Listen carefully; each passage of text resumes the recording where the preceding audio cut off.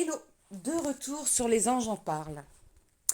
Aujourd'hui, je vais évoquer avec vous l'amour de soi, ou plutôt s'aimer soi-même parce que pour aimer les autres, il faut s'aimer soi-même, et ce n'est pas si simple. Parfois, on se dévoue aux autres pensant qu'ils vont nous aimer en retour, et quelle frustration quand on s'aperçoit que ce n'est pas le cas. On a la désagréable impression d'avoir été manipulé, et l'amertume n'est pas très loin. Alors pour s'aimer soi-même et ainsi mieux vivre, il faut avoir une bonne estime de soi et surtout accepter certains de nos défauts. La qualité de nos relations sentimentales ou amicales durables, les compétences liées au travail, nos activités extra-professionnelles sont des axes autour desquels tourne l'estime de soi. Faire reposer l'estime de soi juste sur le travail n'est pas suffisant. Et tout miser sur sa relation familiale ou ses relations amicales non plus. Il y a un équilibre à trouver. Il faut s'accepter dans notre réalité sans tenir compte de l'image qu'on préférait offrir aux autres. Les hommes et les femmes des magazines, par exemple, ne sont pas en réalité l'image qu'on voit sur papier glacé. Et d'ailleurs, les voir en vrai est souvent décevant. Alors soyons nous-mêmes, prenons soin de notre apparence pour nous et les autres en profiteront. Pour être soi, il faut aussi se responsabiliser. Ne pas se sentir victime de tout, car si c'est toujours la faute des autres, eh bien on ne peut pas avancer. Changer, évoluer, accepter ses erreurs, c'est se donner la chance de faire mieux plus tard. Pour s'aimer soi-même, il ne faut pas attendre l'acceptation ou la reconnaissance des autres. Ce que vous faites, faites-le pour vous ou pour les autres, mais de manière désintéressée. Il faut aussi être bien avec soi quand on est seul. Je ne veux pas dire pouvoir regarder seul la télévision affalée sur son canapé, même si on le sait tous, c'est très agréable. Non, être bien avec soi en étant seul, c'est pouvoir vivre sans l'autre et sans en souffrir. Si vous vivez pour l'autre, à travers l'autre, que vous attendez son retour pour mieux respirer, c'est que vous avez un problème à résoudre.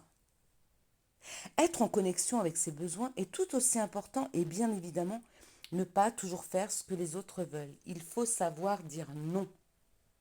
Vous voulez rester à la maison plutôt que d'aller à un barbecue? Dites non. On vous demande un service et vous n'avez pas envie de le rendre? Dites non. Gentiment, mais fermement. Quand vous dites non à l'autre, eh bien vous vous dites oui à vous.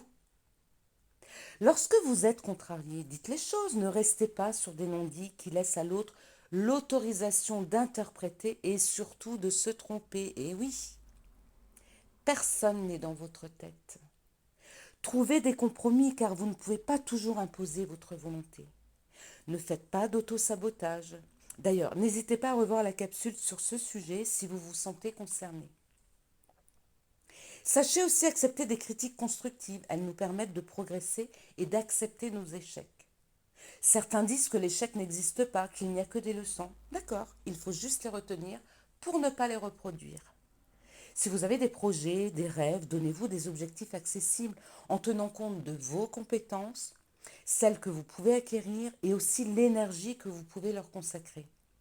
Dans le cas contraire, vous pourrez aller droit dans le mur. Chaque petite réussite augmente la confiance en soi et vous permet de grimper de palier en palier. Donc visez chaque marche, pas le haut de l'escalier. Les satisfactions seront bien plus fréquentes. Ne vous comparez pas aux autres, ne les imitez pas. Si vous les imitez, vous n'êtes pas vous. Alors évidemment, rien ne vous empêche de vous en inspirer pour atteindre vos objectifs, mais vous ne serez jamais eux. Demandez des conseils, échangez, discutez, enrichissez-vous mutuellement. Faites des compliments sincères. Ils sont bons pour celui qui reçoit et aussi pour celui qui les donne.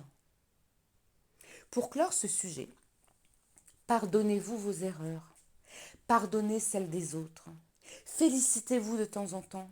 Réjouissez-vous de vos réussites. Réjouissez-vous d'être bien entouré, d'avoir de vrais amis.